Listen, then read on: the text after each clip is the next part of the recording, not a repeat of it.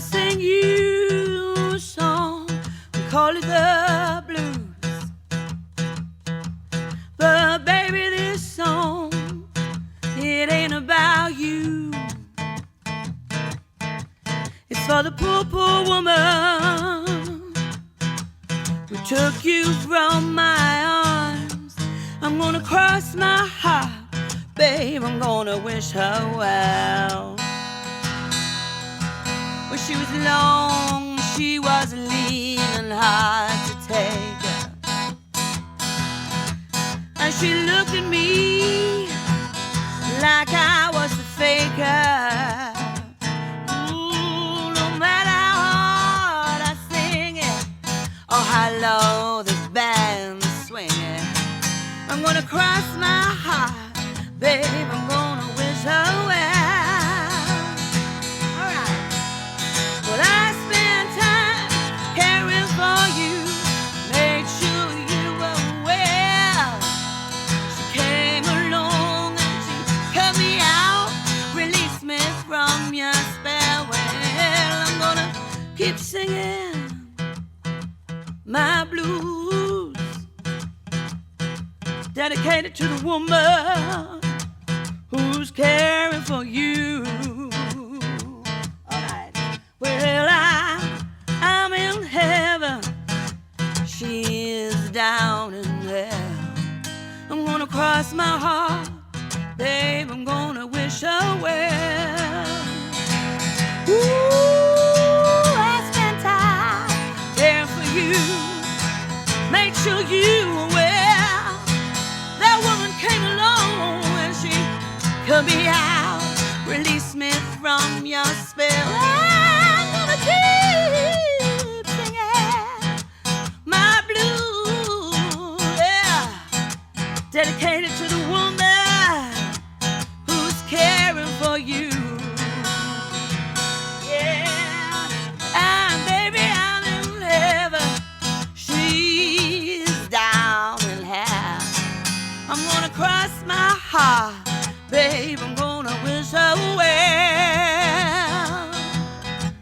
I'm gonna cross my heart, babe, I'm gonna wish her well. I'm gonna cross my heart, baby, gonna wish her well.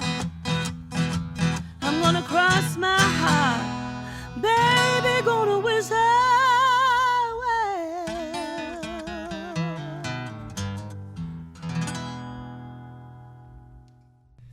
All right, guys, we're back live from the warehouse, and joining us tonight is international blues artist Emma Wilson. Hi. Hi, Emma.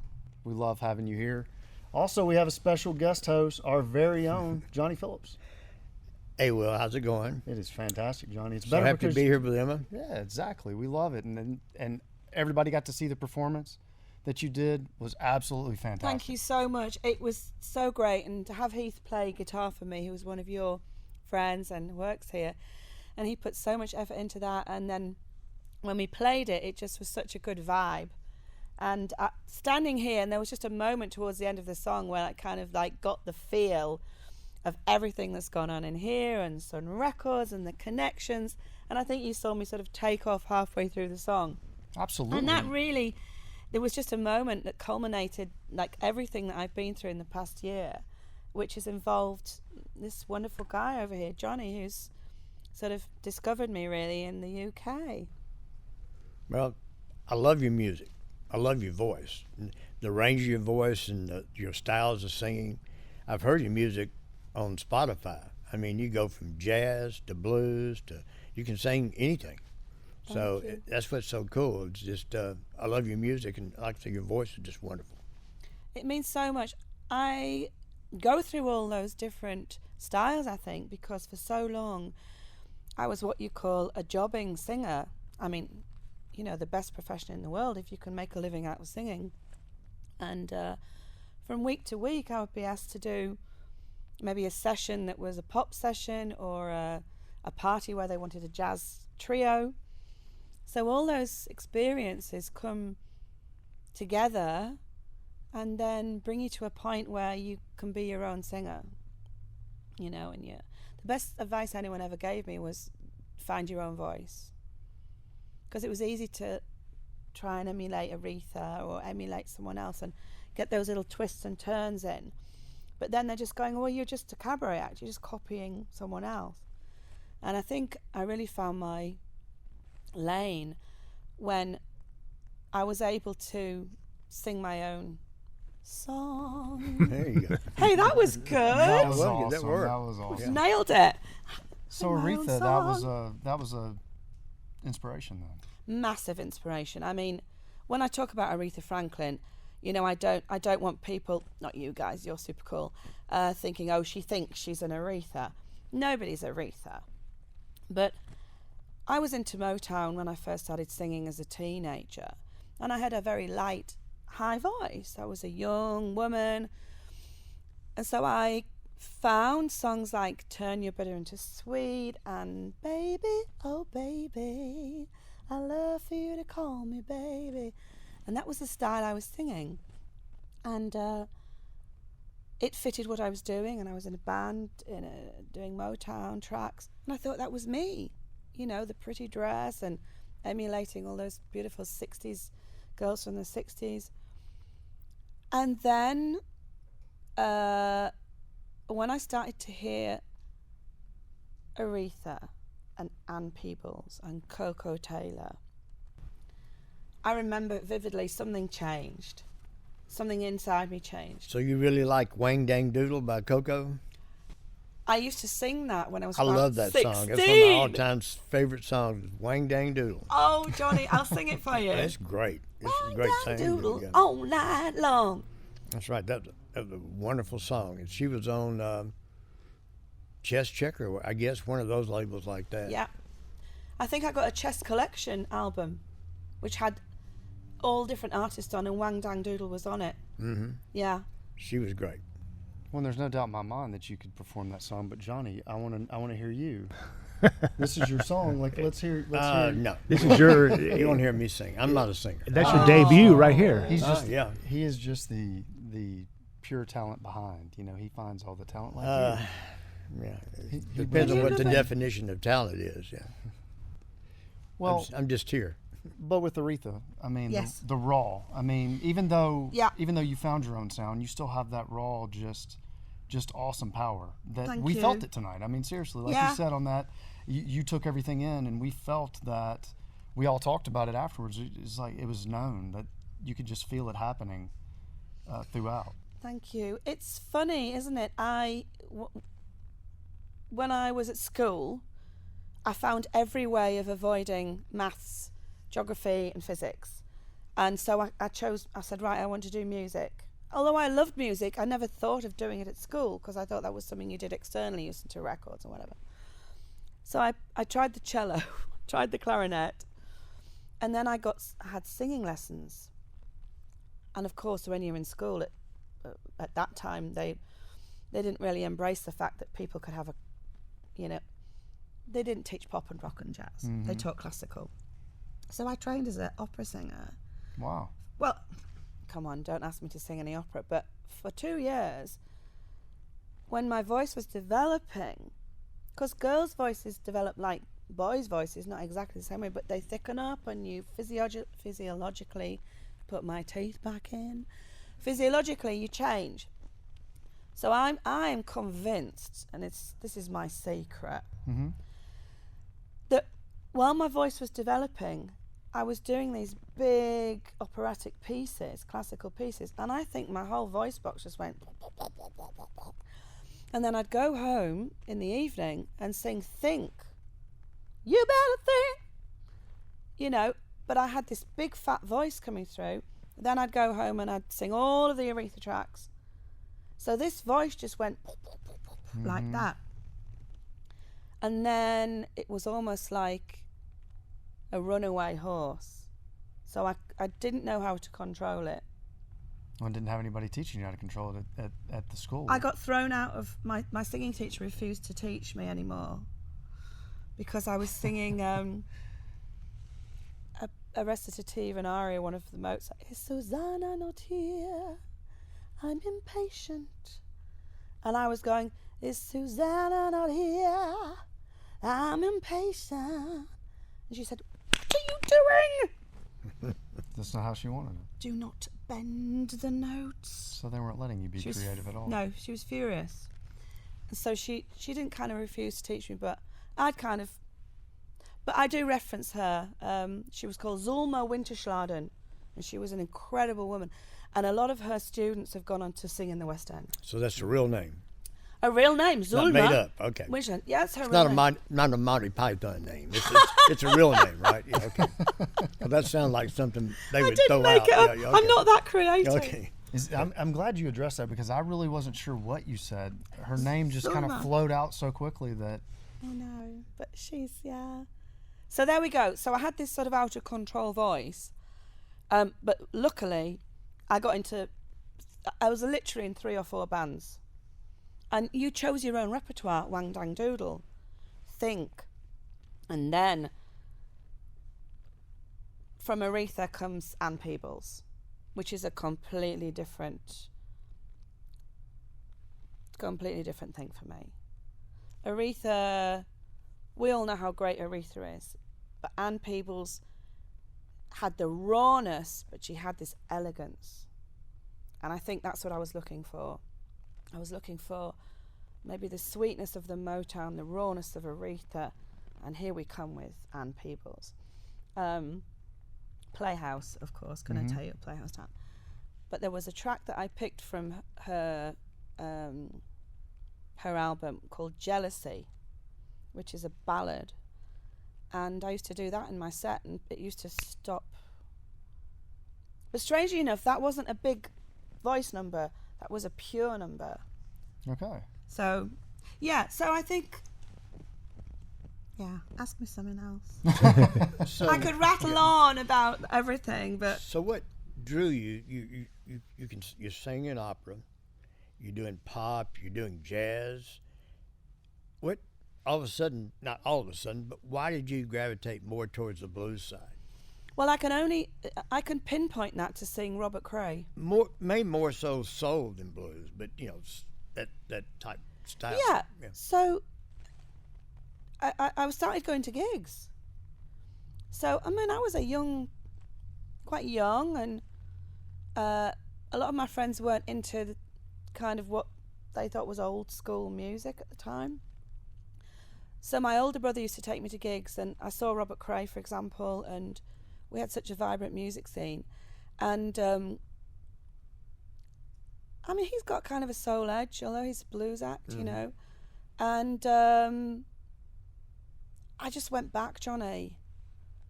Who was he into, you know? Is there any... Bonnie Raitt, of course. So that led me onto her. And it just led me down so many avenues. And I'm such a geek over music. You know, I would literally devour stuff. And I just loved all those artists. And but it felt like a fantasy world. I mean, I'm not talking about when I was a teenager. Even going to Stax yesterday, I was crying before I went in. I literally, we were outside, and I said, "Oh my God, Rachel, I've got my dear friend Rachel travelling with me." I said, "I'm gonna go, and I started crying. Just being there. Just seeing that logo, and suddenly it was like back in the room, Emma. I was standing outside Stax, and I started crying. And we were outside so long, and they've got windows that they can see out, but we can't. Mirrors. And the security guy came out and said, "Ma'am, are you all right?" I think he thought I'd maybe been hit by a car or something. Stumbled onto the... And I said, "Oh, I'm just..." And I was honest, and I just said, this is a huge moment for me." He said, come in. And he was like, you know, when women cry and guys go, awkward. Sorry, I'm generalizing. No, we don't know how to handle it. You Sometimes, don't know how to handle it's it. like, we want to make this better, but how do we make this better? Exactly. You know, And we he wanna fix said, it. "Ma'am, I'm overwhelmed by your emotion." And he got it. And then we pulled ourselves together. But you know, it's not lost on me that at that moment yesterday, in my mind, I'm thinking, tomorrow, I'm going to meet Johnny Phillips. And then the magic kind of Went was away. taken. But it was almost magical, because of course last night I went to see the great Samantha Fish at the Lafayette, and I was sitting at the bar. Do you want to take up the story, Johnny? Well, I was actually going to the WC, and I'm walking back, and I walk past the end of the bar, and I look over, and I see Emma, and I actually walk by, and I go, wait a minute, I think that's Emma. So I went back and introduced myself.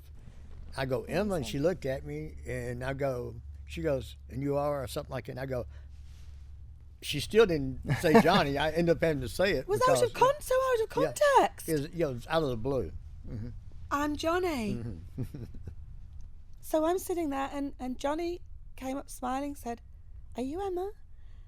And I said, yeah, I'm Emma. And he said, I'm Johnny. And I said, can I give you a hug? So did y'all not plan to meet there? No. Not at all. Oh, it I mean, just out of the blue. It just happened. We happened to be And at then the I had to same- make sure that I went and got my wife, Sandra, Yeah. brought her Yeah. over to introduce her, Yeah. so she knew everything was Yeah, okay. it's all this hugging and yeah. Yeah, but that was great. I was going to ask you, now I think like you've answered my question really. Your influences were a lot of Memphis people. You know, Aretha was born in Memphis, you know, and Peoples, of course. Is that why you wanted to come to Memphis, or you came to Memphis just particularly to come and visit us, or were you going to see some of the performers at the IBC? But hold on just a minute. I want to say, she came to Memphis because she saw Jeff and I. She saw the Oh, right. She I had to forgot be saw the part of podcast. that. They were Yeah, trending. And she's like, you know, my in is That's Johnny. true. That's Johnny true. I is my understand. in to Okay. Live from the World, because I can say, hey, Johnny. Okay, I got you. I googled, No, I, I'm googled, sorry, I, googled, no. I googled you, like, yeah. Yeah, but it's just such. I find it very inspiring, to be honest, that the city, the Memphis music, has inspired so many people, and it's inspired such a passion in you. You know that it's pretty good to be able to inspire passion in someone at a young age. I mean, we're what? How many miles away? We're 6,000 miles, or I forget how far. It's that far away, but Memphis music is able to inspire someone in another country across the ocean to be whatever they wanted to be. You know, whether it be a singer, a musician, a blues clarinetist, whatever you want to be. You know, it's just one of these things. It's just what's so great about music in particular. You know, and in Memphis music in general, is that it's, you know, it has inspired a lot of people. And I think more so than just about anything. You mentioned Motown. Motown's a great label, but I never did really feel like Motown was that soulful. It was great. Now, Atlantic Records had some great stuff, and that was great. Chess Checker, Yeah. they had all the blues stuff. Yeah. I mean, Muddy Waters, Howlin' Wolf, Little Walter, you know, some great, great artists. And so to be able to talk to someone who is right here in front of me and who's passionate about her music, and to see that she's influenced by the music that we grew up with, Yeah. and we've made a living off of And to you were some part extent. of. Yeah, I'm sort of a part of, but I mean, it's just I'm so happy to see that and proud to see that for the city. That So, but thank you so much for incredible. coming. And so we need to get you to record here sometimes too, though. that would be amazing. I mean, I think just standing there when we did the gig, the song, it was, I think, a bolt of lightning sort of went through my shoes and made me think, you're here. And it's so funny because we've met so many lovely people in Memphis, and I keep saying to them, oh, I'll be back in a couple of months. It's almost like I know. Mm-hmm. It's just I know, and maybe in a previous life I was over in Stacks, or No, you or very well could son, have or been, yeah.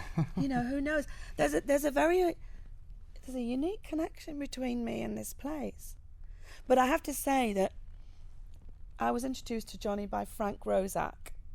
That is a real name, isn't Yeah, it? that is real. Frank Roszak, That's his real name, yeah. who I've never met. He's a publicist from... He's from California, from L.A. area. He's very well known. He's won Publicist of the Year a number of times from the Blues Awards and all this. You know, he's very, very good. He's been around a long time. And I made this record last year. I finally thought, I'm going to do my own record. I'm going to write my songs. Lockdown, of course, shook us all up. Oh, yeah. I'm going to do it. I'm going to do it. And I had it all lined up on DistroKid to release. I'd done all my coding and everything else. And Frank emailed me. He'd been following my career, and it was at the time, Frank was another person in my frame of reference whom I asked for advice, help, little bits and bobs here and there. What do you think of this? What do you think about that? And Frank would give me one line reply. Maybe, yeah, that's cool. Or, I like the sound of that, but maybe try another blah, blah, blah. So I was pulling in, it wasn't even favours because I don't know these people, but Facebook's great because you can go, Eliza Niels, she's fabulous. Who's looking after her? Click, click, click. And Frank kept saying to me, and I think he knew this was coming up, you see, our connection somehow. Because he kept saying to me, I can't do anything for you until you make an original album. Because I'd been recording EPs and doing covers just to get product out, you know. So I made this album, had it all lined up to release it independently. And I was literally a week from pressing send button to DistroKid, who are great, but that, you know. And Johnny sent me this very funny email, and I've heard him speak on the phone, and he's got that New York, it's very staccato, New York accent. You're talking about Frank? Frank Roszak. Yeah. Frank Roszak emailed me and said he'd heard the record. I'd sent him the record on a download of the record. I was going to release it myself. Frank sent me an email, and all I could hear him was going, you cannot release this record until I introduce you to somebody. And I thought, oh, what a cheek. The cheeky sod. What's he telling me not to release my album? Because I thought he was just like, and that was my instinct, because I was like, well, yeah. You understand what I mean? It was like, oh, what, that's thrown me, because I've just spent a week punching in blooming codes and downloading WAVs and MP3s and my head exploding. You can't release it. But he was so like stopping me. And then he said, I want to introduce you to Johnny Phillips. And I'll be honest with you, what's the first thing you do when someone gives you a name? Google Look 'em it. up. You have to research and see what you're dealing with. And I was in my mum's kitchen, and I went into the lounge and I said, Mum, I think Johnny Phillips from his uncle Sam Phillips started Sun Records, who signed Elvis, and she's watching the TV going, what? And it was magical. Really, I don't want to make less of it by telling that story. I want to make more of it by telling that story, because it was just so magical. And then, of course, Johnny and I started corresponding. And Johnny, I have to say, you've been so patient with all my queries and questions, and we've got the album out. Hey, a special thanks to our sponsor, Prime Transportation Group.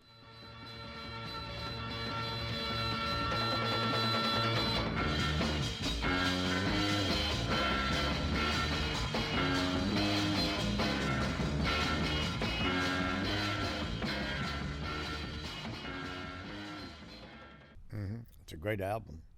What I find remarkable is that you wrote or co-wrote every song, Yeah.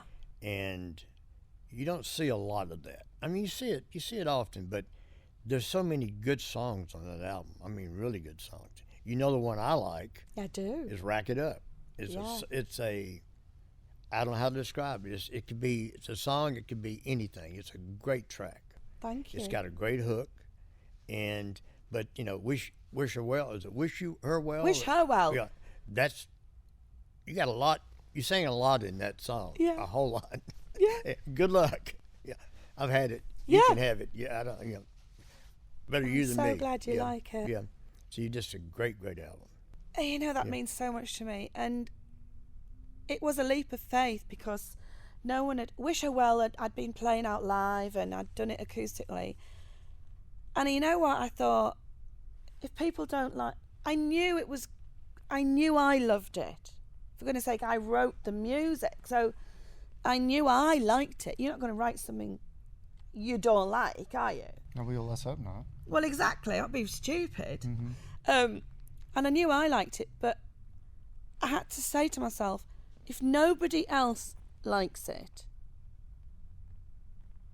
is it the end of the world? You've just got to take that leap. It would have been disappointing and horrible, but the only other alternative was not putting it out. You have to put it out and see what happens. And it's literally almost a year to the day that we first spoke, Johnny. Mm-hmm. And since then, you've distributed the Wish Her Well album. You put it in the long list for the Grammys, which was amazing. And now I'm here. We're glad you're here too. We really are. It's been a joy working with you. Thank you so much. Frank can be a curmudgeon sometime. I don't know if you noticed that or not. Yeah, I like that. Yeah, I'm yeah. from the north of England. That's Yeah. how we roll. Oh yeah. But it just like I say, I admire that you're a great writer and a great vocalist. And I don't mean to. I don't want to say anything cutting down your album because it's great. But hearing your voice live is so much more impressive. Right. I mean, I had no idea you have the range that you have. Oh, really? Really, I mean, it's. I mean, you can listen to things, but to me, I was blown away by your voice. I mean, just in here, acoustic wise. So it's. There's great things in your future, I believe, for sure, in the music business. Absolutely.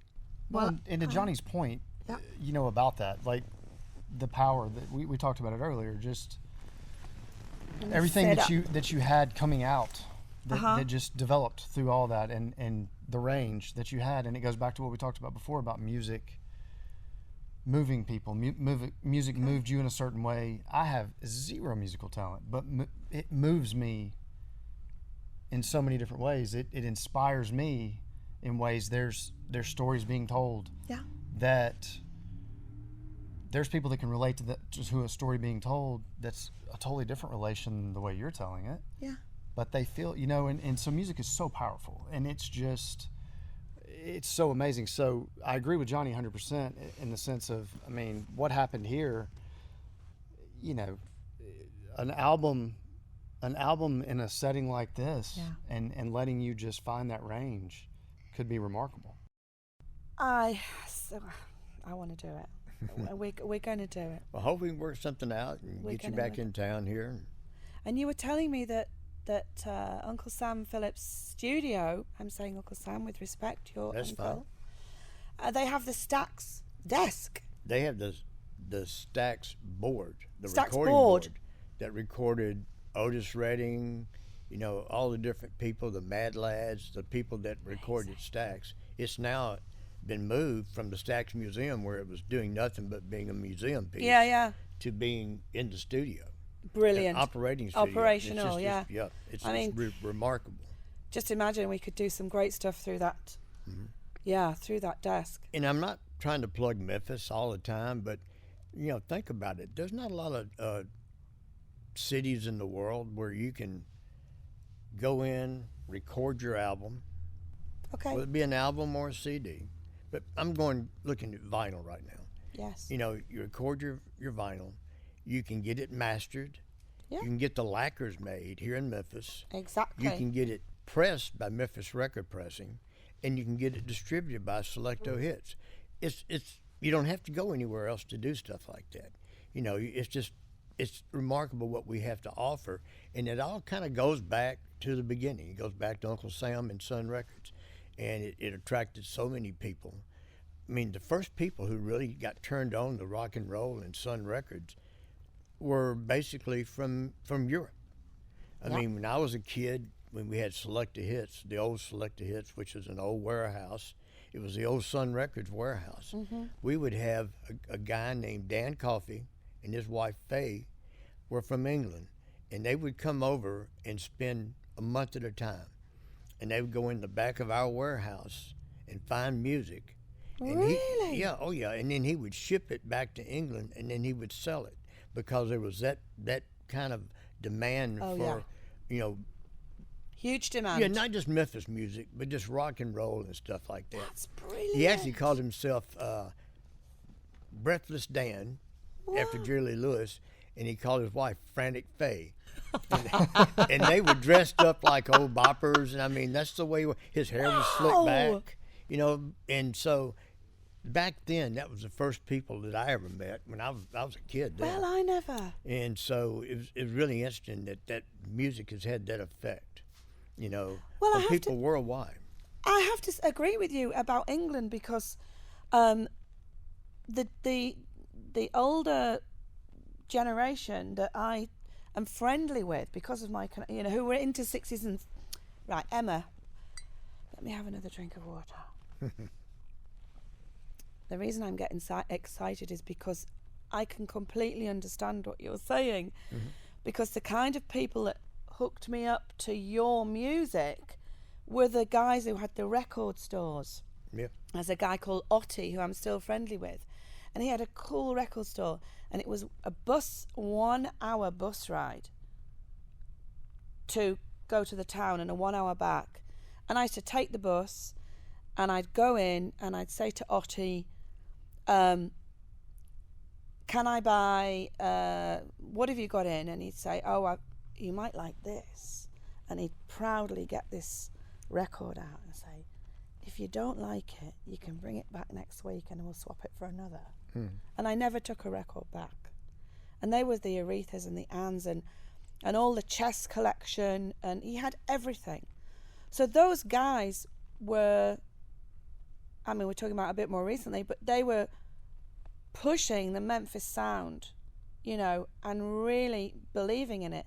And we have these dances where people go and just play vinyl records and love the music. And yeah, I completely understand that. I just think that, yeah. I think that one of the reasons that vinyl's making it come back is because I think people kind of, the younger generation didn't really grow up with that. They grow up with Walkmans and downloads and stuff like that. But I think people now are starting to say, wait a minute, you know, there's more than just downloading or listening to an MP3. You know, like you look at a vinyl, you can read who's on it, you know, where it's recorded, stuff like that. When I was younger, I had a lot of vinyl, and I would sit there at night, put my headphone on so I wouldn't wake Jeff when he was a baby, and separate my music. And then I would go and separate it, and I'd still be listening. And next month, I might want to separate it a different way. And I had different files set up. Can you remember what you were listening to? Give us an example. Probably the Flying Burrito Brothers. I don't know if you ever heard of them or not. Graham Parsons, I love that.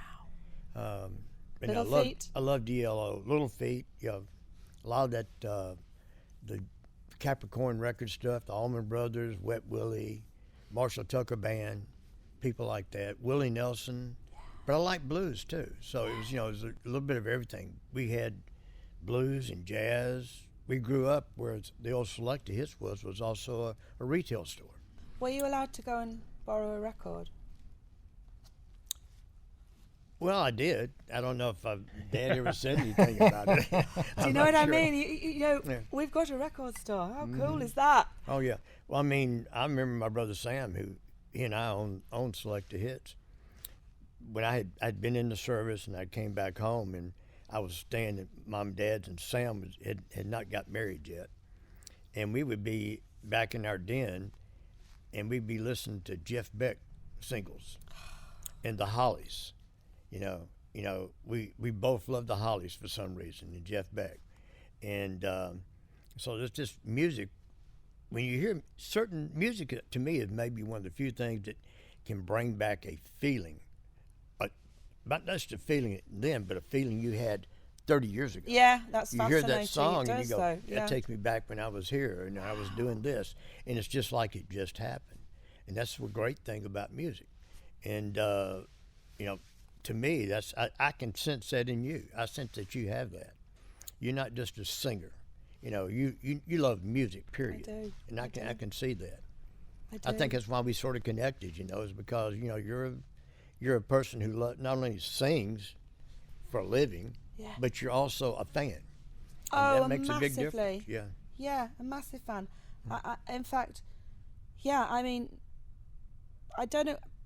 The one time it really struck me when I had laryngitis. I lost my voice completely for the first time in my life. About 5 years ago, I actually had a gig at Ronnie Scott's, the famous jazz club. Yeah, sure. Yeah. And they have the Ronnie Scott's blues band. I mean, Ronnie Scott passed away quite a few years ago, so he wasn't there. But they have the Ronnie Scott's blues band. And they said to me, do you want to come and do a couple of numbers? I was like, oh my God, yeah. First of all, it's Ronnie Scott's. You know, you put that on your CV and that's just epic. And they were a terrific band, the best of the best of the best. And I was booked to do the gig in the January. And in the December, just before Christmas, cold weather, I'd been probably gigging up and down the country, driving around. I lost my voice. And I've never felt so, apart from, you know, the big things in life, like losing family and serious stuff like that, but I've never felt so unhappy for myself, in myself, and it terrified me. And I thought, come on, you're going to get over it. You're going to have your honey and lemon. It's not bad. And the doctor said it'll last a couple of weeks. But I've never felt so lost that I couldn't sing. It was horrible. And I really went down over. And I got better. But you know what? I never, ever take that for granted now.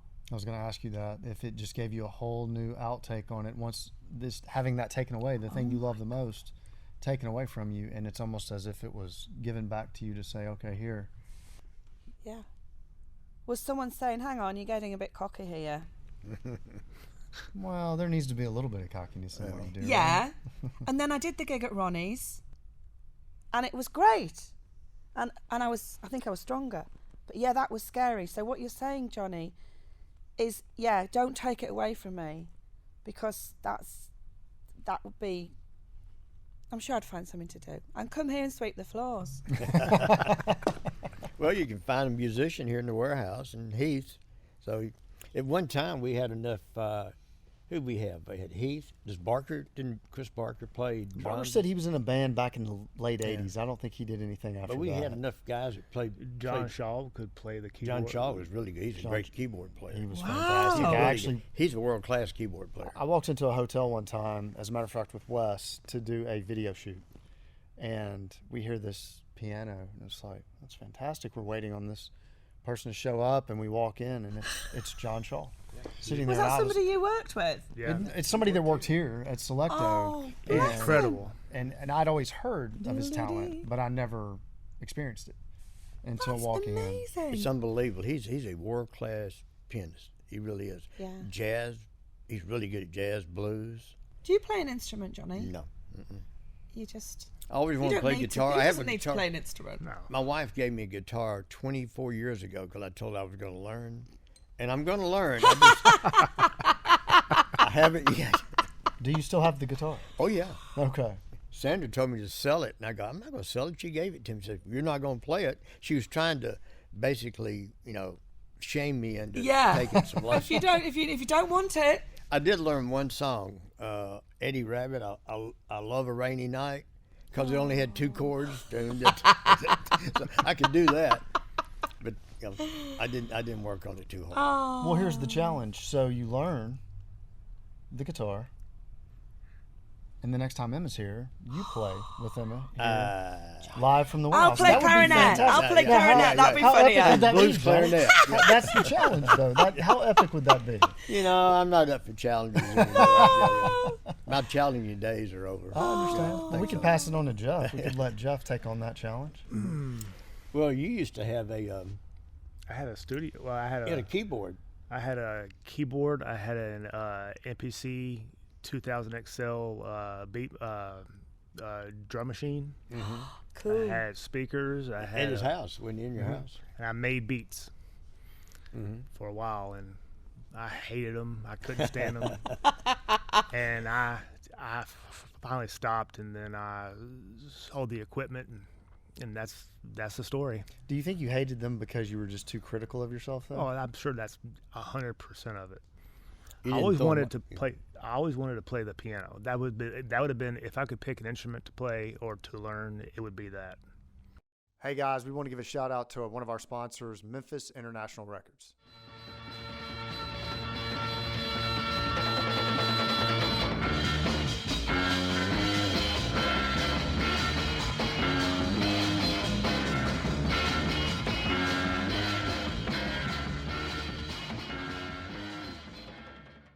Can I just pick up on that without getting too serious? But what you were saying about you hated what you did you say that? You didn't like the Yeah. beats you'd made? We all feel that. We all, when you create music, whatever you do, you know, in life, I think you'd be some sort of peculiar person not to think, there's bits of it I don't like, I don't have the confidence to do it.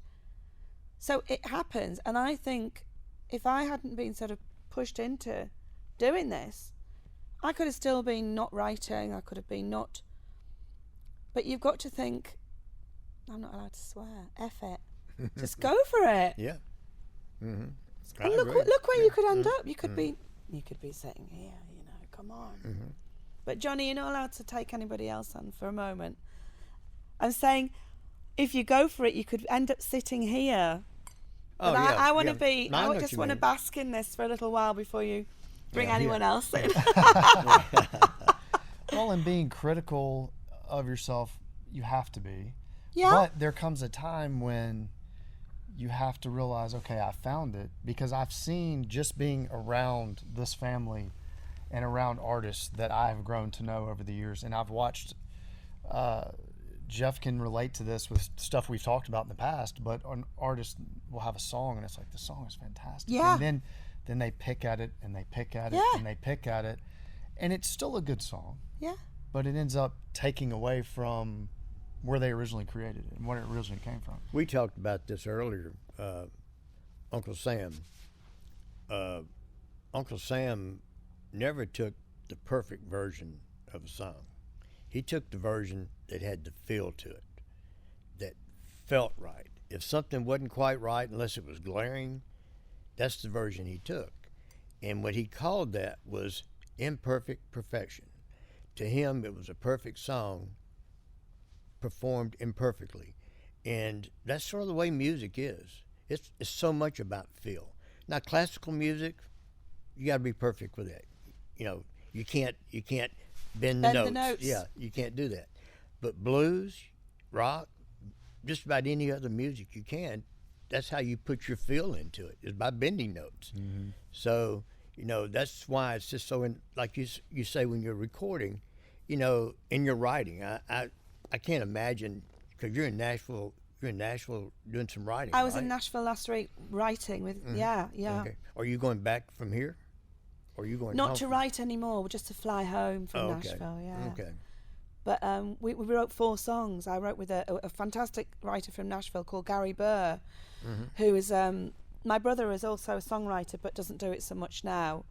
And he's known Gary for a long time. And Gary has always supported me. And I was talking to Heath earlier, and he said, you know, why are you over here? And I said, there's 2 reasons: to meet Johnny and to write with Gary, because the opportunity arose to write with him, and he only had like 3 days free in the next 6 months Oh, because wow. he does conventions and he works tours. So yeah, I've written some songs with Gary, and I'm going to be writing some more.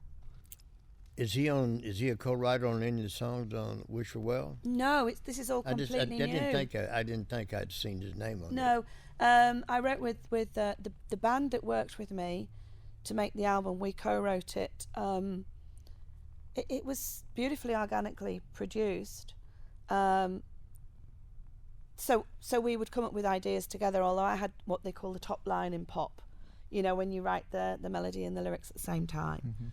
So I was doing that. Where was the studio? Was it in Kent, in Kent? south of England, in Kent. A good friend of mine called Matt Hector, he built a studio in lockdown. He's a great drummer. And I was on the phone to him one Christmas and said, I've got this album in my head, I've got this album on my phone, I've demoed some of it with a keyboard player. And he said, come and make it in my little studio called Jackdaw Studios. And he brought in a bass player and a guitarist, and it was just wonderful. And we spent 5 days and 5 days, because we were just coming out of lockdown, remember? So we were all, it was weird because you could go and work with somebody. Studios were allowed to work because they were considered essential, of course. So Hey, we stayed open too because we were considered essential. Of course. And I never did understand that. I never did figure that one out. So we wrote the record sort of together in the round, and we'd come up with ideas, and they're amazing musicians. So they would come up with their own beats and expressive stuff. However, for this record, I want to develop my writing skills. I think Wish Her Well's a great album. You know, it's hard to say because it's me, you know. People are going to say, oh, she's ranting on how brilliant her album is. It is. Yeah, you should. I love it. No, you should be proud of it. Yeah. Absolutely. Come on, it's hard. And especially as English people, we're very like, oh, it's not that good, really. And Frank's taught me that. Frank Roszak said to me, I've got to meet him, he's hilarious. He said to me, I don't want to paraphrase, but it was something like, stop playing down how good the album is. I'm trying to play it up, and you're doing interviews going, oh, I'm... He said, will you stop it? Or else I'm going to quit I'm going to quit working for you. And he was right. So I'm learning to say, it's a great album. You know, Frank may be here for the Blues Awards in May. Seriously? Yeah. Because Okay, he usually is almost every... Memphis? Yeah, the Blues Awards. Should we trick him? Oh, no, let's trick him. Yeah. Get him to come here, and I'll just appear. That would be fantastic. Let's... Shh, don't... Oh, he might watch this. No, nobody watches this. Yeah. Yeah, we'll figure it out. We'll do like a... Yeah, Impractical Jokers. Yeah. I've been That's watching fantastic. that. Yeah. I've been watching it on the is telly. great. It is great. It makes me cringe, but it's funny. My wife loves that show. They do some Those crazy guys stuff. are they're great. They are just, and there's only 3 of them now, but they're college friends, I think. Yeah, the college. Yeah, they were definitely friends from And they just for a very long time. They're hilarious.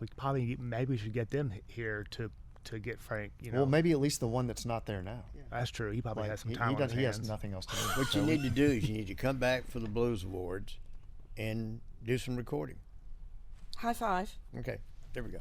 So this is in I would May. love to do that.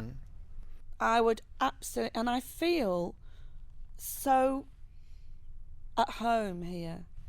Well, and then can you send the chords like you did? You know, you sent the chords for I know what's coming. and, I'm on his side. and we'll send them to Johnny. Look, I'm not gonna. And I'll get my I'm on- machine, and I'll get my And Jeff- Beats. Yeah. Jeff will yeah, get his yeah. machine. Jeff, I'll come in the out of house. retirement, and we'll just all do it. Get some of your rap friends in. Yeah. As long as it only has 2 chords. And they're the same Johnny. as I Love a Rainy Night. So you got to write I everything love with a those ra- 2 chords. I in don't know mind. how that song goes. I'm not trying to trick you into singing, but I've never heard that Are song. you really? I love a rainy nights. I love the rainy nights. Da da da da da da da da da da da da da. Well, that helped, didn't it? Yeah. That's an exclusive. Yeah. No, it was a big hit. It was a #1 release. It was. It was a big hit. I love a rainy night. Yeah, there you go. Now you're taking my job. Sorry. Yeah. You know when they say boots and cats? If you want to do beatboxing. Beatboxing, yeah. We were in Nashville last week, and we went into the boot shop, and on every single step it said boots and hats.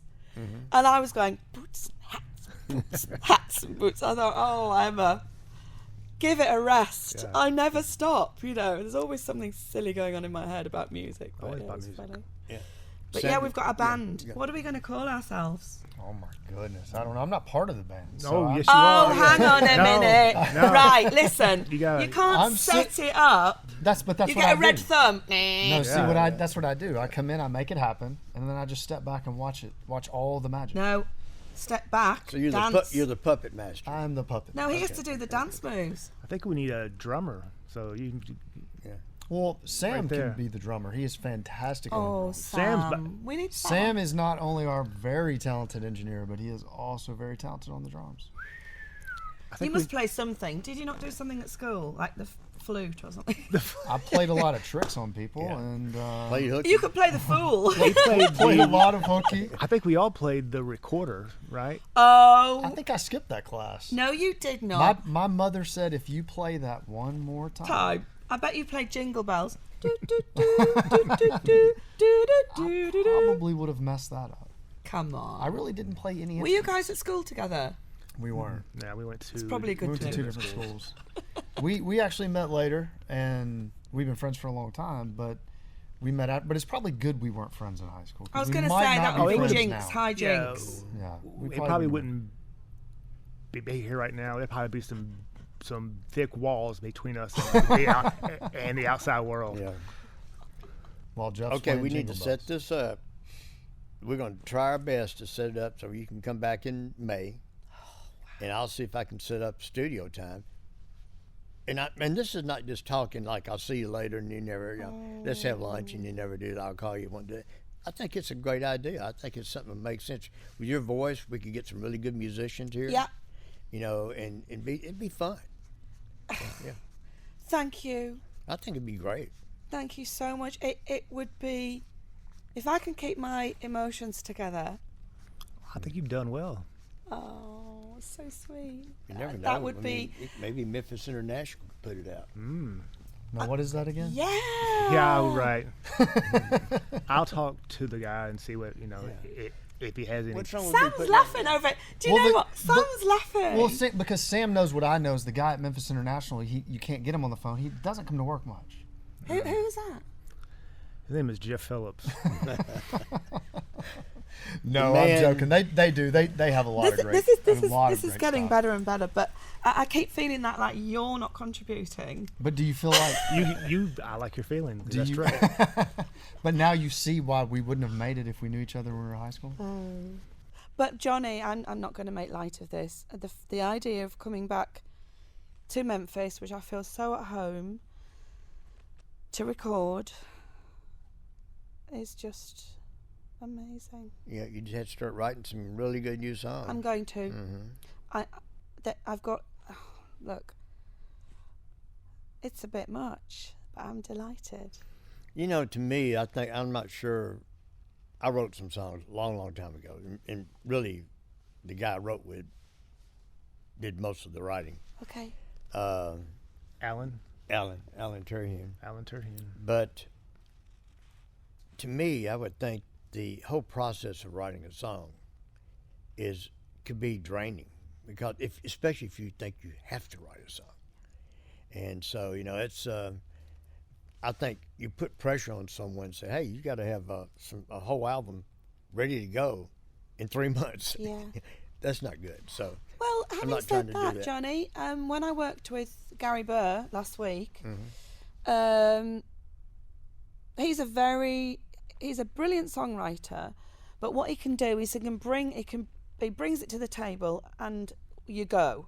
You don't feel under pressure.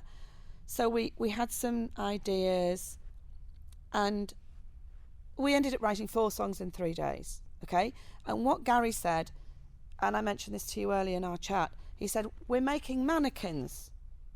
We've got a shape. He recorded the acoustic guitar, he put drum beats on and a bass line. And we wrote the songs, and then we said, do we want the middle 8 to repeat? And of course, because I'm an inexperienced writer to a degree of working with somebody of his caliber, I would just go, oh yeah, we just repeat that verse. Because in blues, it's very accepted to reinforce the story by repeating the verse. So I was just being lazy, and he went, no. You need to finish the story. And I think the point I'm making is that I used a part of me that I've never used, and I was exhausted. When I got back to the hotel, I was like that. And then the second day, we wrote together. And he's what I would call a genius. He's like, he goes into himself and he goes, and you've probably guessed I'm not used to being quiet. And I was sitting there going, does anyone speak? You know, should I just sit quietly? And then he'll come out with a line, and you're just like, well, that was good. But I said to him, I'm sorry. No, go ahead. I said to him, you know, when you're little, when you're a child and you go out on your bike or sledging, have you ever been sledging on snow? Sledding, yeah. Yeah. And you're really tired, and your dad or your mum comes and gets you, and you have a nice fish and chips, and you're so content that it's the best. Your body feels warm and you're all cozy and lovely. I felt like that after I had been songwriting. And I actually said to Gary, you know, when you're a kid, I said, I feel so content and fulfilled at this moment. I've never felt like that as an adult. It was spectacular. And you've just said that. You said it must be very tiring. It has to be. To me. It is. Because you're going like that and out again. It's tiring. Well, you did a great job. Thank you. Wish Her Well is just a great album with some great songs in it, and you should be proud of it. Thank you so much. I with your blessing, I will be proud of it. Well, you don't need my blessing. You should be proud. Oh, and I'm sure you are. It's been great. It's just great to have it over here in Memphis, you know. It was great to have you here tonight, for sure. It's been a pleasure. It's been fantastic. Yeah. I mean, again, the performance was fantastic. Yep. Johnny's point, back in May, you have to come back here. I will. With I us will come again. back. I'd love that, and I'm so looking forward to visiting the studio. If we can. I'm going to try to call him in the morning. Hopefully, there'll be someone there that can do it. Great. It'll be great, and we'll be using the Emma Wilson setup too. This is the for everyone who's I seen just need to live from sit the up. warehouse. But This can is I, new. But This can is I the give Emma you Wilson. This is the most important bit, folks. Yes. It is. You need a nice comfy 'cause cushion that's to right. lean on. That one sits back a lot further than this one. Yeah. So you just need is this? Oh, I thought it was an English flag there for a moment. I'll send you one with an English flag on. Okay, that's You fine. can have it It'll in be the here. staple Emma Wilson. Yeah, that's right. Yeah. That's the way we'll do it. Yep. Well, look, we are so glad you came. It was exciting to get to know you, to hear the performance, Thank everything. you. We really enjoyed it. We look forward to May. Hopefully, Johnny yeah. can make all these things happen, Hope we can. and hopefully you'll come back in May and see us. I will be. I'll be back. I'll be back. It's an absolute joy to be here. Magical. And, you know, Johnny, I'm going to say this publicly. Thank you for. I know I'm going to say taking a chance on me, and you'll probably say, oh, I wasn't taking a chance on you, but you were. You were. I put the feelers out all over the world for someone to take notice of me, and it took Johnny with Frank's introduction to do it. So, can I blow you a kiss? Please. Thank you. I appreciate it. It's been wonderful working with you too. And to many more years of working together. It's great. Oh, how lovely. Thank you, Will and Jeff. Well, Johnny, Sam. we appreciate you coming in and Rachel, and thanks. being a Thanks for special everything. host. Rachel, it's been great. Yay, Rachel! Always our fantastic engineer, Sam. Guys, until next time, we'll see you live from the warehouse.